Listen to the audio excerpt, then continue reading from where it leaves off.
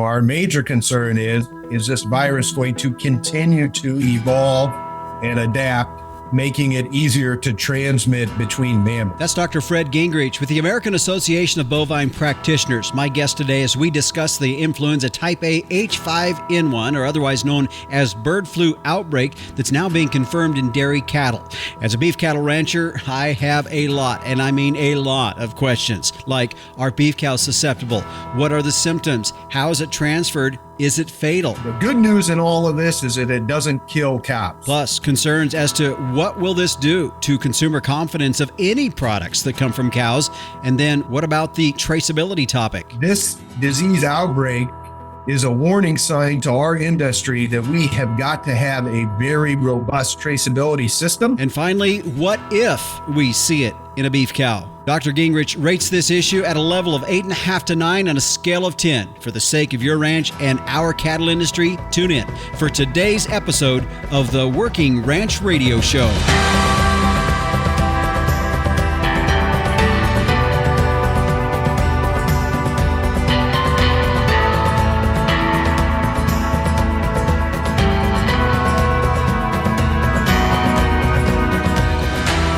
Hi, everyone. Justin Mills, your host of the Working Ranch Radio Show. Thanks for joining us here on our program. As you heard there in the opening, we're going to be getting into the nitty-gritty details of this bird flu outbreak in dairy cattle that we're seeing, and a lot of questions I have as a beef cattle rancher. I'm sure if I have questions like this, I'm betting you do too, and I think we're going to get to an awful lot of those questions today, so be sure to tune in on that.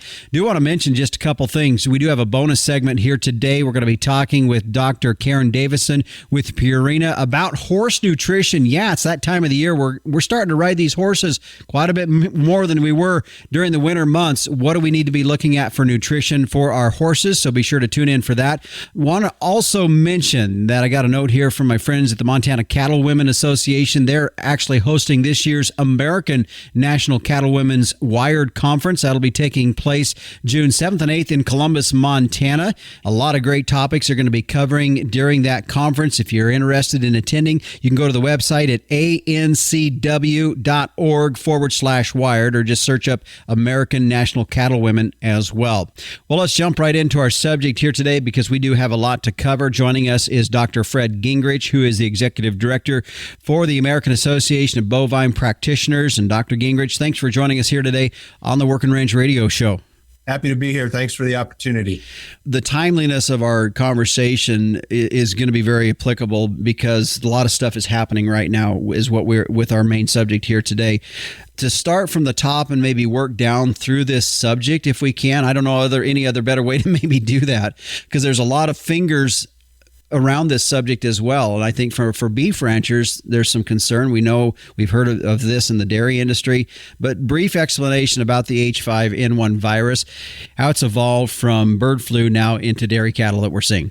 Yeah, so the dairy cattle disease outbreak they've discovered on March 25th, the USDA announced that the cause of the illness in dairy cattle is avian influenza type A H5N1, otherwise known as high path AI in birds. That has been around for many years. It's a global disease that's affecting many animals, but primarily it causes death in birds. And in 2022, it got into the poultry flocks in the U.S., and they've had to depopulate a lot of birds. So that initial spillover event occurred in Texas, and multiple dairies have been affected, and now it is spreading to other regions of the country. Currently, there are 9 states that have confirmed cases. Right now, only dairy cows, only lactating dairy cows appear to have the disease. Mm-hmm. You had said that it's been around for a while. So why now? I mean, what's making it happen that we're seeing it evolve into lactating dairy cows that we're aware of right now? This virus, unfortunately, has a history of changing and evolving.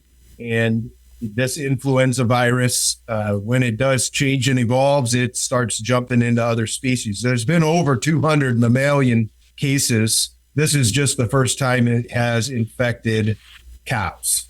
And the concern there, of course, is, our major concern is this virus going to continue to evolve and adapt, making it easier to transmit between mammals. That would be our major concern. Mm-hmm. What other mammals besides dairy cows is it in now? I'd heard like cats. Is there some other stuff that we've seen it in as well? Farm cats have been affected, and there's been some mortalities there. There was a case last month in a goat in Minnesota, but globally, it has infected, seals and sea lions, dolphins, many different mammalian species around the world. Mm-hmm. So then from a management and control point of view, what kind of options do we have? Well, control is kind of difficult right now just because we're not 100% sure how it's transmitted between cows. Initially, we didn't think it was going to spread between cows. It was just going to be birds to cows. There's evidence now that it is spreading between cows. So, control is going to focus on two things. Number one, bird control. And controlling birds on dairies is about as easy as controlling it on a ranch. Yeah. Which means I don't know how you do that, but we certainly on dairy farms have a little bit of ability to deter birds, interrupt nesting places, noise deterrence, things of that nature. But every dairy farmer knows that those birds love that free corn, and so they collect on farms and then they defecate in the waterers and on the feed. So controlling birds as best we can is one point of focus. And then the other point of focus is controlling the movement of cows onto dairies. And I'm sure we're going to talk about that a little bit, but certainly if a cow has the disease and that cow goes onto a farm that does not have the disease, that's certainly a way that we introduce diseases. And that is the case for dairy farms, beef farms, and swine and poultry operations. So animal movements and bird control is where we have to focus our prevention efforts right now.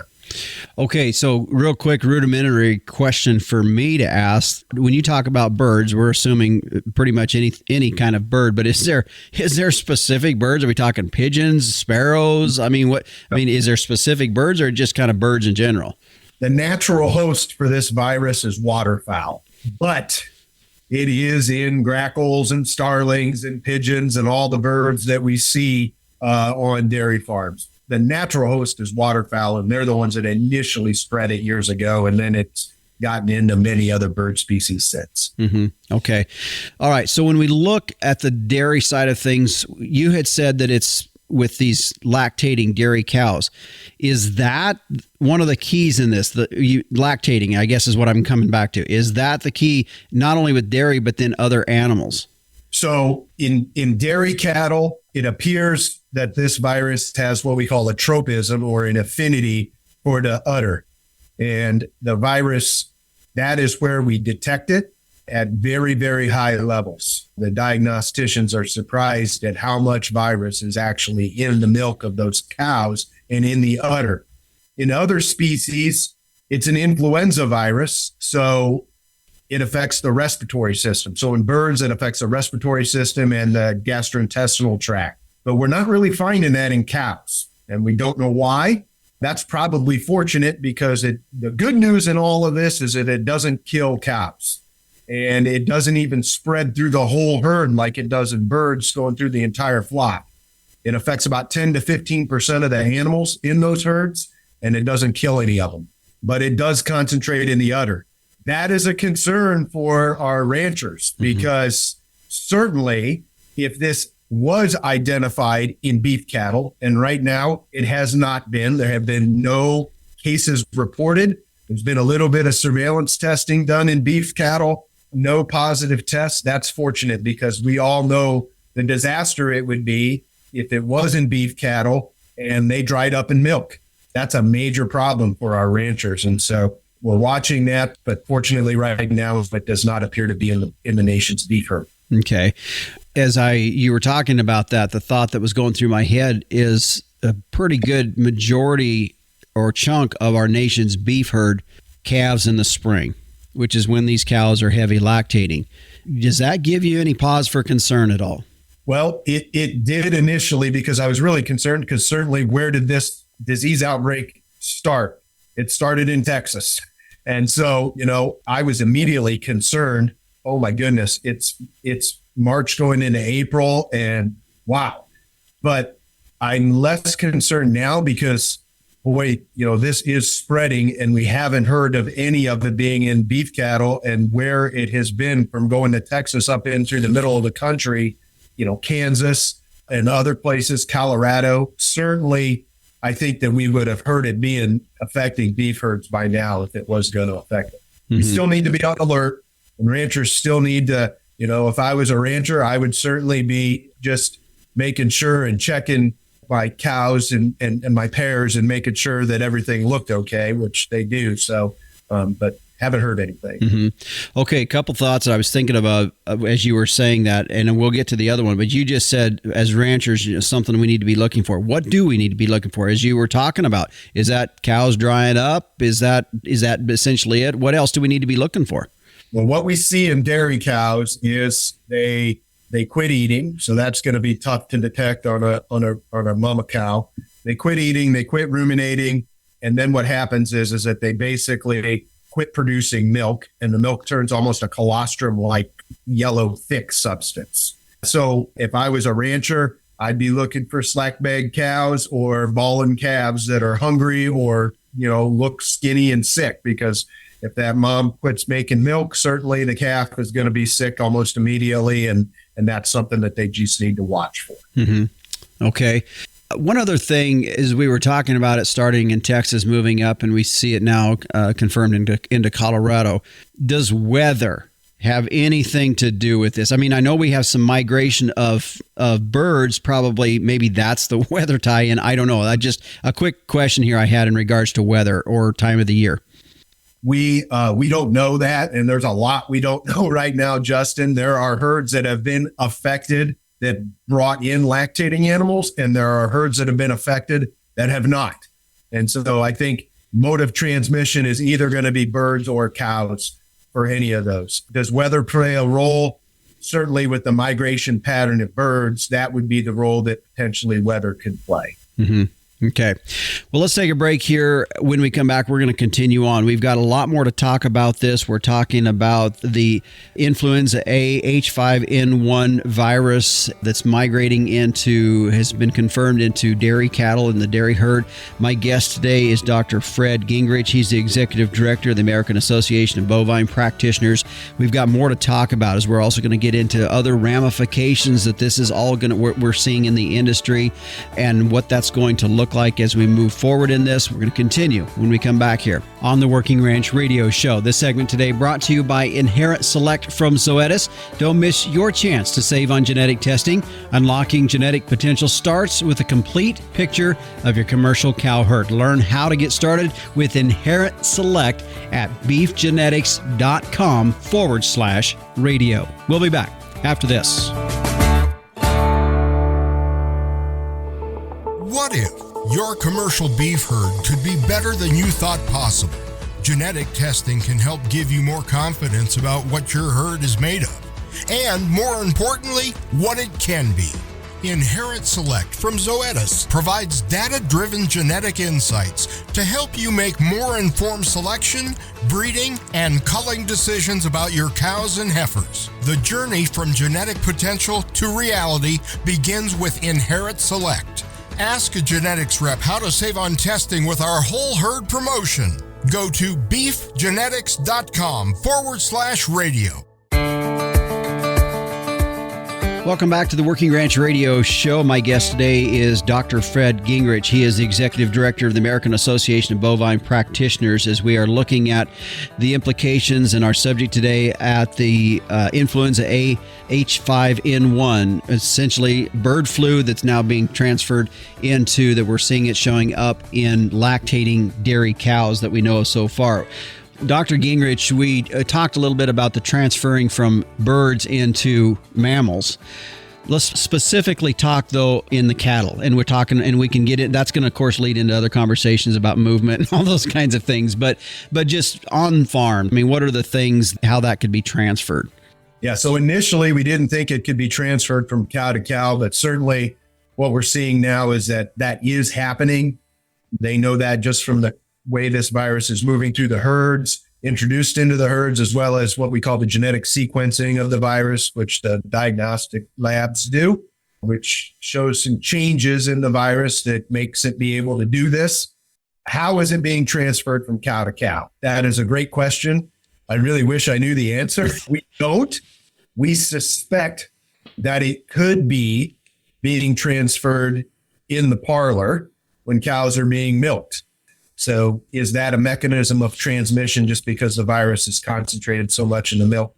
Yeah, that could be happening. But I don't think we can rule out other things, such as, well, is it being transmitted through the air, like flu viruses are transmitted? Is it being transmitted through the air? And when those cows are in a holding pen or standing real close when they're being milked, is that when the transmissions occurred? So I don't think we can rule out aerosol spread. We certainly cannot rule out other types of spread either mechanical, trucks, people, equipment, things like that, continuing with birds, et cetera. So we're concerned about, is it being spread in the milk cow to cow, but we also have to look at all the other sources as well. Okay, so when we talk about spread, then that leads us down the subject of the control of movement, or not control of movement as much as knowing what's being moved, and talk about some of the stuff that's coming down with the USDA, if you could. Yeah, so USDA has put in they did a federal order where veterinarians and producers and livestock markets will need to follow those regulations. Number one thing is the movement requirements only affect lactating dairy cows moving across state lines. So this is not affecting calves moving. It's not affecting beef cattle moving or animals in feed yards moving to packing plants. So it's only lactating dairy cows. And they basically, to make it as simple as possible, lactating dairy cows moving direct to slaughter do not need tested, but they do need some type of moving document, health certificate from a veterinarian. They need official ID in some form, either a back tag or an EID, or certain states also allow ownership or statement. So lactating dairy cows direct to slaughter, no testing. Lactating dairy cows moving across state lines to farms or non-slaughter purposes, so that could be expositions, et cetera. They need to have their milk tested, and it needs to be negative to influenza A, and then they can move. And so that is creating some work for producers, veterinarians, and diagnostic labs. But we do think it's necessary. We have to have some type of restriction on these infected animals moving and identifying. If they're infected, we don't want to infect another farm. So we're supportive of those requirements, even though it is certainly creating some anxiety over how we're going to get all that work done. Yeah. So I think that leads us down the next road of a topic to discuss here, and that is animal traceability. As we know, the USDA here just recently finalizing and releasing their rules on animal traceability, and now requiring those older beef animals that are going to be used for breeding purposes to have an electronic EID tag in their ear. And I guess as a veterinarian yourself, representing the American Association of Bovine Practitioners, your thoughts on this?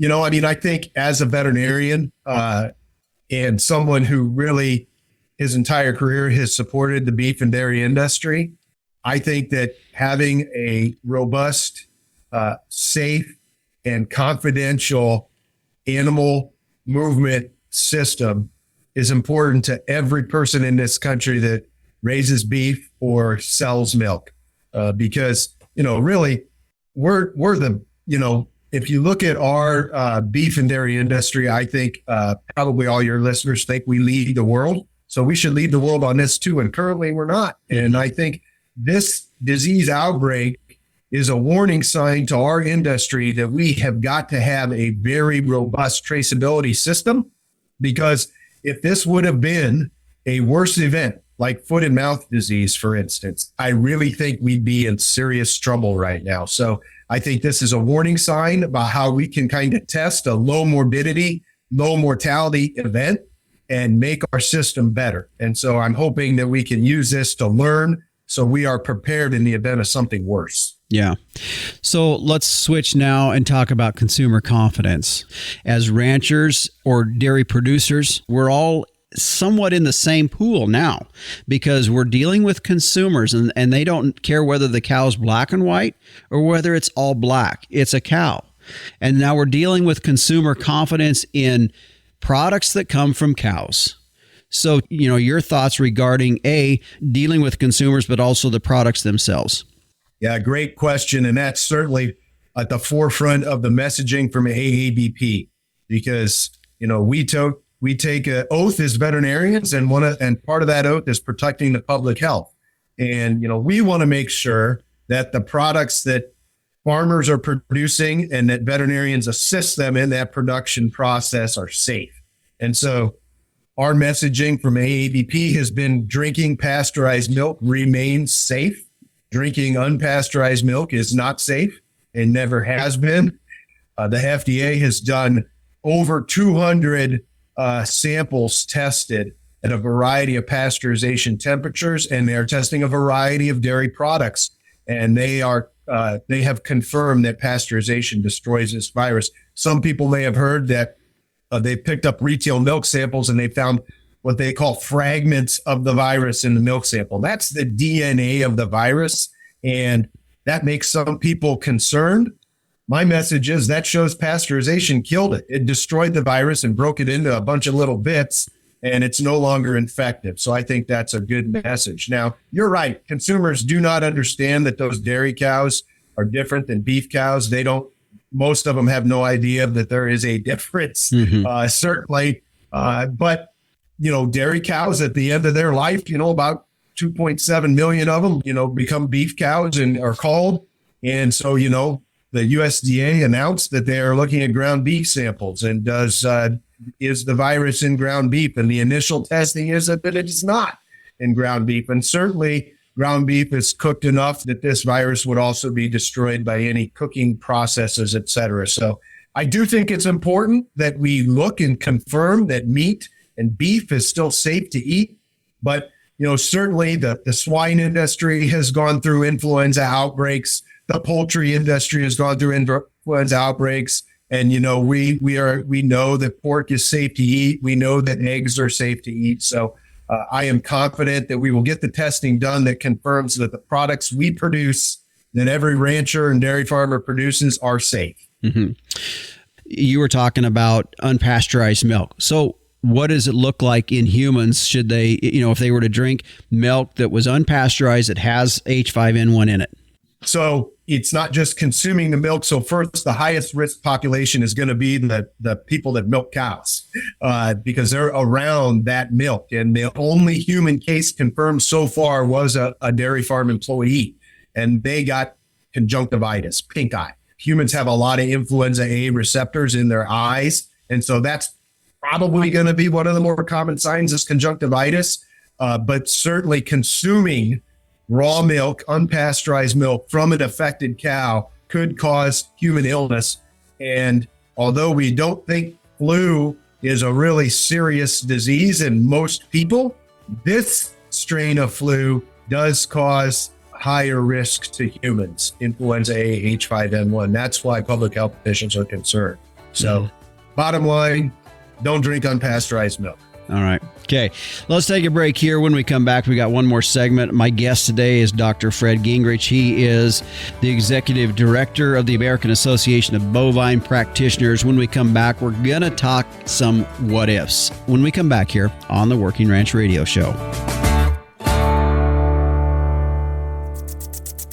This year, choose to unlock the full potential of your cattle operation with K-Line Irrigation, the affordable and dynamic solution for grass-based livestock operations. Beat drought by planning ahead with the most user-friendly irrigation system. K-Line systems ensure optimal water distribution across all acres and are unencumbered by obstacles such as fence lines or steep terrain. Don't miss out on untapped pasture potential. Choose K-Line to secure the future of your grazing operation. For more information, visit our website at www.k-linena.com. Be sure to fill out a consultation form so our designers can create an estimate for your project. K-Line Irrigation, for greener, more productive pastures anywhere. Welcome back to the Working Ranch Radio Show. My guest today is Dr. Fred Gingrich, Executive Director of the American Association of Bovine Practitioners. We're talking about influenza type A, the H5N1 virus that's been confirmed, of course, for many, many years. Avian flu, bird flu, it's called, and now being confirmed in lactating dairy cows. As we've had some great discussion already, if you have missed any of that, I would encourage you to go back to our podcast site at workingranchradio.com and listen to the full interview, or you can find it on your own podcast provider as well. Dr. Gingrich, I want, before we get into some of the what ifs that we've talked about, we're going to be going into real quick from a rancher's side of things. We talked a little bit about what we should be looking for in these cattle and with calves that may look like they're not getting the milk they need and those kinds of things. Specifically, though, another thing that you talked about, and I hadn't thought about this too, is a lot of times we're needing colostrum or we're needing milk. So what if we're in an area that's close to dairies, well, there's a sure spot to go pick that up. And you're saying might want to hold off on that. Yeah, I think that's a great point, Justin. You know, as we're in calving season, if you got an orphan calf or something else happens, that is a practice that is sometimes done to get milk and or colostrum from dairies. It's probably just out of an abundance of caution. I would not do that. You know, certainly we can say, well, some dairies pasteurize that, and that's true. That pasteurization is a little different than is done for the consuming public sometimes. So, you know, out of an abundance of caution, limit what you're bringing onto a ranch that originated from a dairy, because we don't know unless that is tested. So that's probably good. There's great colostrum replacement products out there that should probably be used instead. Mm-hmm. Yeah. You know, in fact, as you were talking about that, I remember I did an interview, I think it was back in February of this year, episode 156, with Dr. Travis White with the Saskatoon Colostrum Company. We were talking about the whole bovine colostrum products that are on the market now today. Very good, very effective, and of course, very safe as well.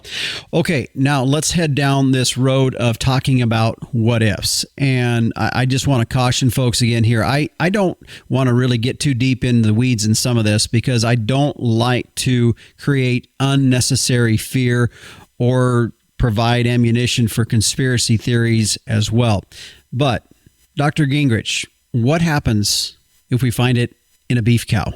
Well, you know, I mentioned to you that what ifs are okay because they're about preparing, and we have to prepare so we're not caught off guard. So, you know, what if we find it in a beef cow? So I think the first thing that a rancher should do is that if you suspect that you have a disease, the first person you should call is your veterinarian, 100%, so they can get involved.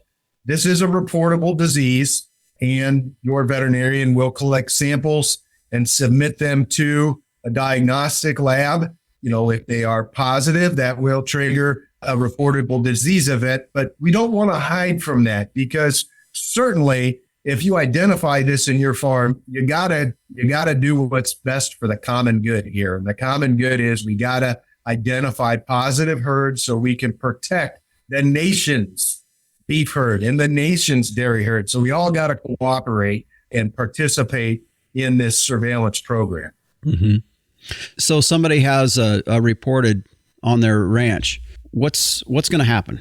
Well, it will be reported to the state veterinarian, and they will be identified as a positive herd. But that is just, basically it's the state information on there.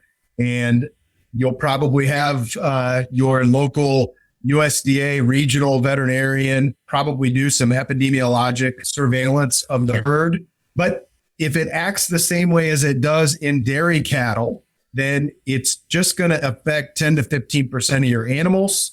And it peaks at about 2 to 4 days, the number of cases.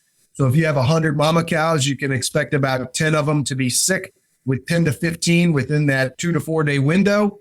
And then kind of everything normalizes after 10 to 20 days. Okay. And so it comes in hot and heavy, and then it goes away in 2 to 3 weeks. So it's just going to require care for those calves that are nursing if those cows dry up and milk. So, you know, right now it's not been reported in beef cattle, but I do think that we need to be prepared and we need to do the investigations if it is found in the beef herd.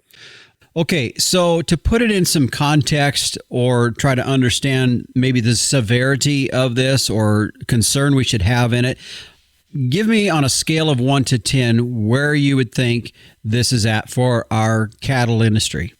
So I'm going to say right now it's at about like an 8 or a 9. And the only reason I'm saying that, Justin, is because there's so much about this that we don't know. This is a new disease. This is the first time we've had a disease event like this in dairy cattle. Really, we had the BSE outbreak 17 years ago, one herd. All right. And we know what that did to the markets for a long time. But it didn't spread. So the last time we had something like this was over 100 years ago. This is absolutely new territory for everybody that's a veterinarian or a producer right now. Mm-hmm. We have to figure out how it's spread, how we can prevent it, and is there a vaccine that can be made, and all these other things. And that's why my level of concern is a bit higher. Mm-hmm. The disease itself, it has an impact on the affected farms. It could be worse, and we're thankful for that. But because we have so much to learn, and this is a novel disease event, that's why I think everybody's concern should be elevated. Okay.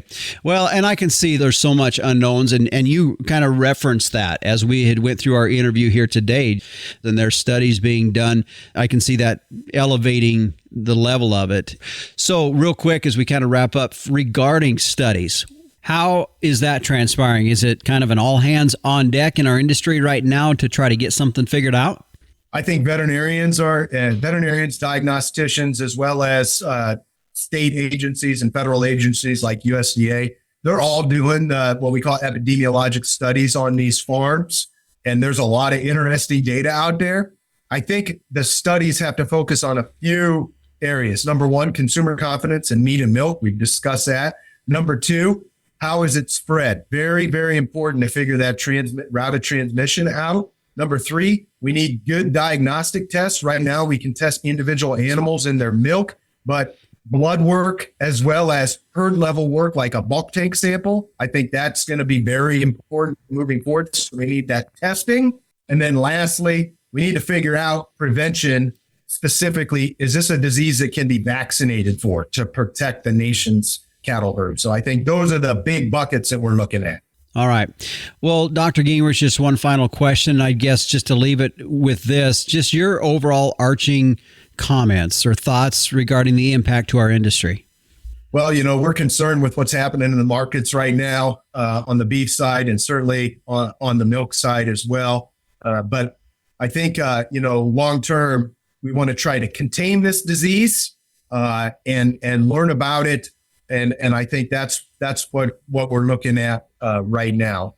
That's our levels of concern. You bet. Well, Dr. Gingrich, thanks for joining us here today. Appreciate the insight, the information on that. A lot to be thinking about, a lot to be watching for, and possibly some real interesting times for our industry ahead. Appreciate you joining us here on the Working Ranch Radio Show. Thank you so much for the opportunity. Appreciate it, Justin. You bet. And again, my guest today has been Dr. Fred Gingrich, Executive Director of the American Association of Bovine Practitioners. By the way, if you do have more questions you'd like to visit with him about it, you can go to their website at aabp.org is the website, and you can find contact information there. Well, coming up after the break, we're going to switch species. Hey, let's talk about horses, shall we? Feeding ranch horses for spring season. Dr. Karen Davison will be joining us coming up after this.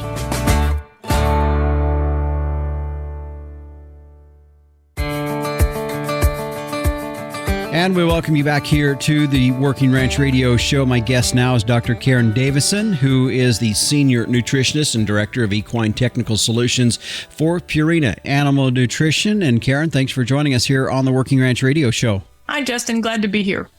Well, as you and I were discussing before we went on air, I was just telling you about kind of our situation here in our ranching operation. We're just getting ready to start heading into calving season, and we do utilize horses when we're out calving, amongst other things, but mostly we like that element in there. And I was telling you, I was having a conversation with my nephew who works for me, and we're commenting the fact that we need to get the right horses kind of pulled together, everything that we're going to be using for calving this year and summer work.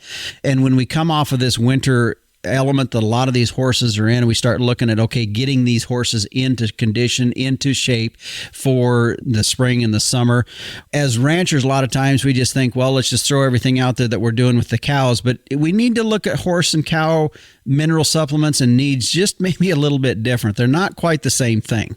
Yeah, that's true. Horses and cattle are different. You can tell by the outside, but they're also extremely different on the inside. So we joke sometimes. I live in Texas, and we joke sometimes with our horse owners that there should be a little more difference between horse hay and cow hay than just a couple of bucks a bale. That it's actually truly different quality hay, because horses just can't extract the same nutrition out of the same hay that a mature cow can. And maybe for lack of a better, more technical explanation, you might at least look at your horses as more of a developing heifer than an old cow, okay. As far as, feed them more. Yeah, they need some higher quality nutrition than, an old cow can manage on. And so, I live in Texas. We have a lot of ranches in South Texas, and what works for a ranch in South Texas is different than a ranch in Montana. And, I guess from the very basis of everything, the biggest difference across all these different ranches to me is forage quality and forage quantity, and how well a horse can manage on just the forage. And there's certain times a year with different activity levels that you can get by with pretty much forage and mineral and salt. But as the forage quality declines and as your physical demands on the horse go up, so certain times a year when you're riding them more and that kind of thing, then maybe we need to pay a little attention to nutrition. Just a really general point I'd like to get out there is a lot of people say, yeah, I put out mineral for my horses, and they're talking about those trace mineral salt blocks. And, those work okay for cattle to get some trace mineral, but mostly they're salt blocks. And I just tell people in general, if it's hard as a salt block, it's a salt block. And, horses' tongues aren't as rough as a cow's tongue, and horses have some different mineral needs. And because I am a bit of a nutrition nerd, I just calculated one time for the heck of it that a horse would have to eat 2 pounds a day of a trace mineral salt block to get their copper requirements met. So probably not what you want to have happening. So again, horses are different than cattle for a lot of different reasons. And there are times a year that maybe a good mineral and a free choice salt and forage may be all they need. But I think, cattle are valuable these days. And I think people are understanding and see that they're worth maybe investing in from a nutrition standpoint to optimize performance and get, return on your investment type of thing. And I kind of look at horses the same way. I wouldn't ask anybody to spend, $3,000 on a $1,200 horse, but the value of a really good broke gentle ranch horse these days that do a job for you, they're hard to replace. So maybe nutrition from not only just a performance today for this season, but how long I can keep that horse going and not wear them out and use them up. And so those are the things we kind of look at. Well, and as you were talking about that, one of the things that come to my mind is the fact that, especially these using horses that we're riding a lot, and we can talk later about nutrition on maybe some brood mares and things like that, but at the same time, these using horses where they're exercising daily, not only getting them into that point, but there's a lot of needs. Just even if we look at our own as a human, if we're exercising daily, there's certain things we're needing. And a horse is no different. A riding horse, a using horse that we're doing, whether it's for pleasure or for ranch work that many of us are doing this time of the year, those two, that's an important part of this as well, knowing that they're exercising, there's certain nutrients and things they're needing as well. For sure. And I think, if a horse is out, just say on forage or on pasture, and, if you're blessed with good pasture and you're keeping those horses fat, that's great. A lot of times, if you're not careful, though, when you get in that season and you start saddling them and riding them every day, especially several hours a day, that fat will melt pretty quick. And if you don't have, again, it's just like we said earlier, like a developing heifer, you can keep her fat on pasture, but boy, if you'll just feed a little extra protein, little good quality protein, little good mineral, it doesn't take a lot, but there are some things missing in pasture or hay only that, and mostly it's a protein quality. And some of these horses we could get by, we have products called ration balancers, where they're just a really highly concentrated, low volume feed. And, a pound a day of a ration balancer like the Purina Enrich Plus is a good ration balancer. And, it's for horses who are getting enough calories. They're staying fat enough on hay or pasture, but they're not getting quite the protein quality and the vitamins and minerals they need out of that pasture. And so you can really, and boy, you start riding a horse every day and you lose that muscle mass over their top line, and you get your saddle doesn't fit, and they get sore backed, and they don't want to pull, or they don't want to be ridden all day, all the things. And just a little bit of nutrition can really make a difference for that. So, not looking at like you have to go buy the most expensive high performance feed, but fill in the gaps and just, and we have people all over the country. That's one of the things that's good with Purina, is that we do have people all over the country that are trained that can help you in your region. So again, what we might do for our South Texas ranches might be different than what we would recommend for you based on your forage and your use of your horses in the season. As we look at the different types of horses that folks might have on their ranching operations, as I was telling you before we went on air, we have a set of riding horses. In addition, you have your brood mares, maybe a stud or two.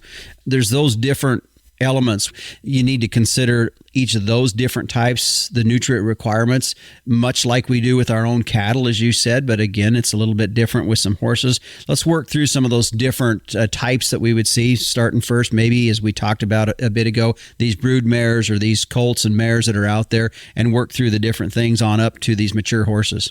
Sure. I've mentioned body fat or body condition, and the body condition scoring system, it was developed by Texas A&M back in the 80s, and it was developed on brood mares. And they have a whole scoring system to tell you how fat or thin a horse is. And just a summary, you can find that whole thing described on purinamills.com if you want. But the bottom line is, if a brood mare, if you can see ribs showing on a brood mare, she's not getting enough energy to meet her needs, and that will drastically affect reproductive efficiency. And so first off of all, management of brood mares is keep her in good shape. It doesn't do good to have her thin and gaining. That's kind of an old school thing. A mare needs to stay with her ribs covered year round, and that's even more important when they're lactating. So you got a mare that's got a foal on her side and she's not getting fed to support that level of lactation, and she starts dropping condition, and you're trying to breed her back, you have a less chance of getting her bred back and getting a foal on the ground next year. And that gets even worse. I was involved in a study many years ago in Kansas on some ranch mares where they didn't feed those mares. They kept them out on pasture, and there was just a short period of time that they would feed them a little bit of grain as they were coming up to foal. And the mares that were in their mid to late teens, once they foaled, if they had ribs showing, they were about half as likely as those younger mares to get back in foal. And some of those older mares carry some really good genetics, and you want to keep her going. You don't, it's just like you don't want to feed a cow that's not going to produce. You don't want to feed a mare that's not going to produce. But goodness, if it's not her fault, if you're just not feeding her to support it, and a lactating brood mare is the hardest working horse you got. And so the day that foal stands and nurses, her energy requirements and her protein requirements go up nearly double what they were before she foaled. So you got to feed her accordingly. And so that's where it's really important to feed those lactating mares. And again, I wouldn't tell somebody to spend a whole lot of money on a mare that's not raising a foal that's worth much, but you might, if she's worth breeding, she's worth feeding. Yeah.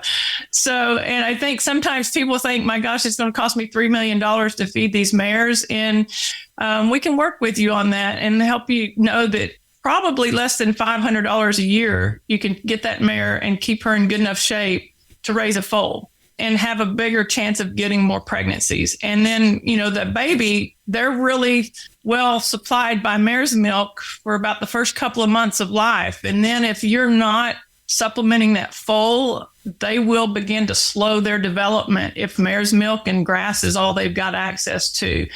And then what'll happen sometimes is you won't see it until you wean them, because mare's milk will kind of keep them looking pretty good. And then you wean them and they kind of crash and they start looking like, again, this is a highly technical term, but we use it around here, little pot-bellied hairballs, little weanlings and coming yearlings who are just not getting nutrition enough to develop like they should.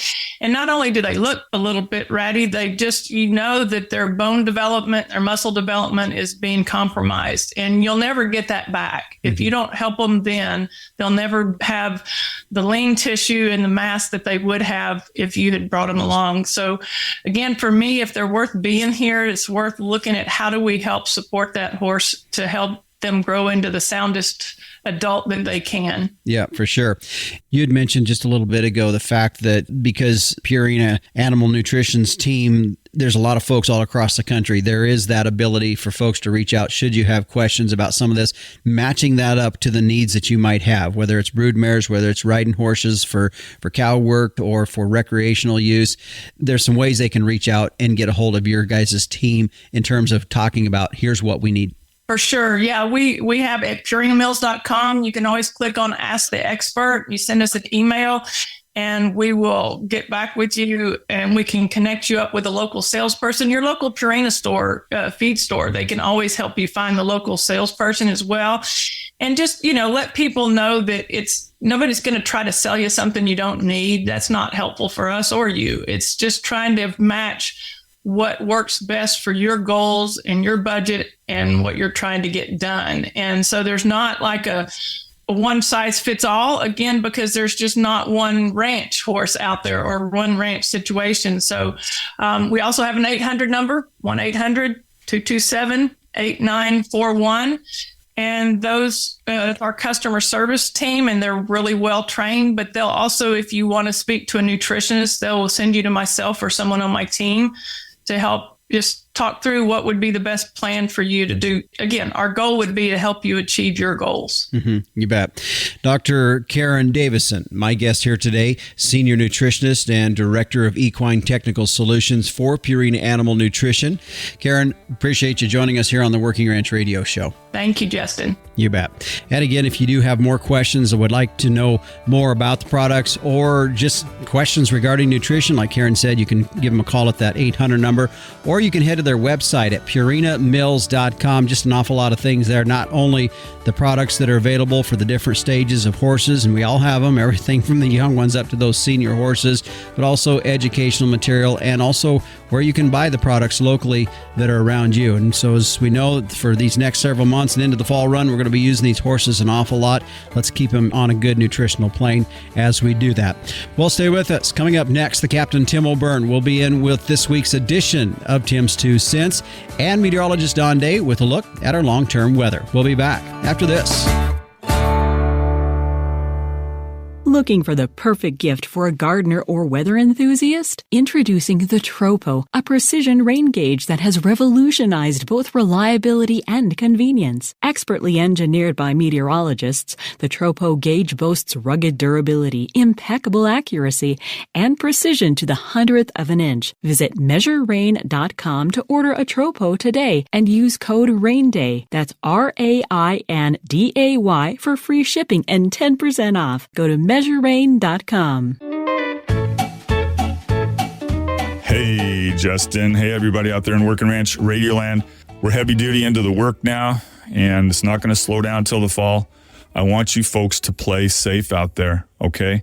Do your machinery walk-arounds and your checks. Get your cowboy gear fixed and ready to go, and don't take any chances.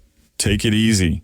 And one of my pet peeves, and I just saw another person on social media, a horse trainer gal, she came on and said, whatever you do, you people, don't ride horses in sneakers. And that is a pet peeve of mine. There's a reason why us professional cowboys use a custom boot with underslung heel, shank, and a thin sole. The sole is slippery and not wide like a farmer boot, these big treaded boots that you see a lot of people wearing. And if a horse rolls on you, you can get out of it really easy. The underslung heel is there so that the boot does not go through the stirrup. And of course, the shank is there to take the pressure off your insole. So these are all reasons why you wear the proper boots when you're riding horses. Okay, that's very, very important. Now, we're out in the rural areas.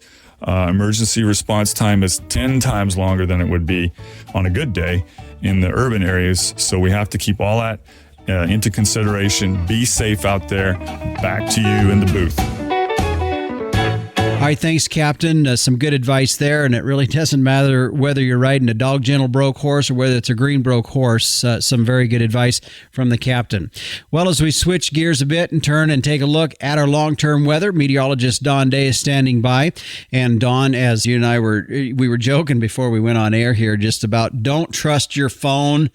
Weather, and nothing against any of the weather apps. We all like them. We all need them. And at the same time, when you start looking out 7 to 10 days on these apps, especially this time of the year, it's probably going to change.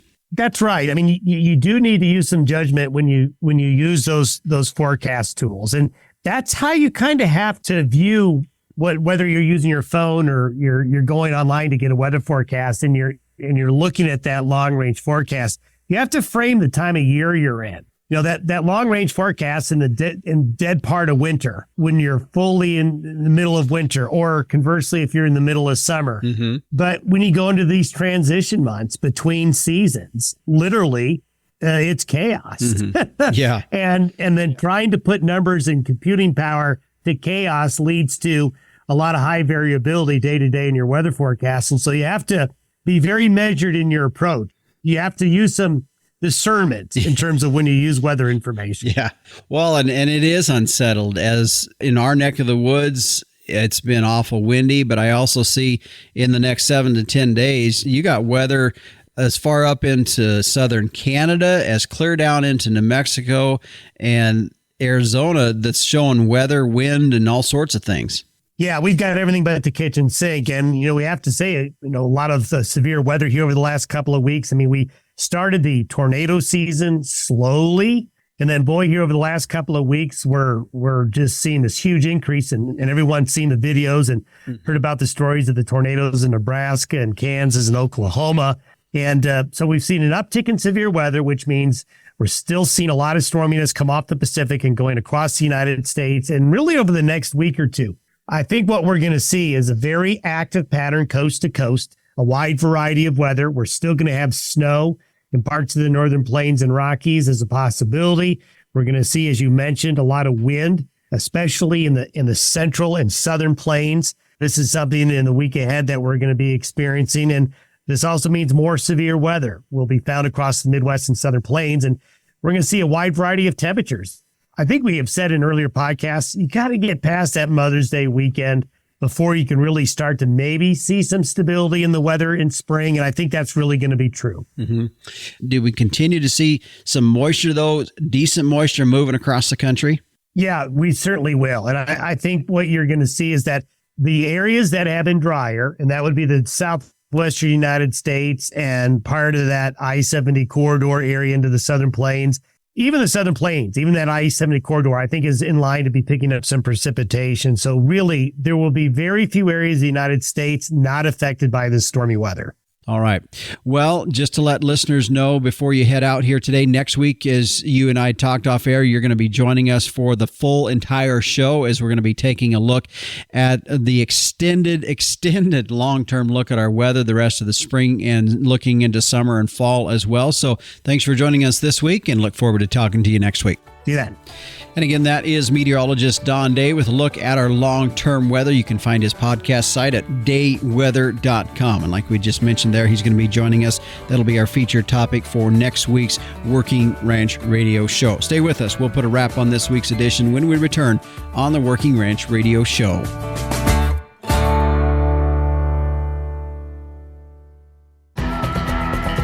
Well, hey, thanks for joining us on our program here today. By the way, if you're listening on a podcast provider of some sort, leave us a comment or leave us a rating. And if you do want to get a hold of me, my email address is justin.workingranch@gmail.com.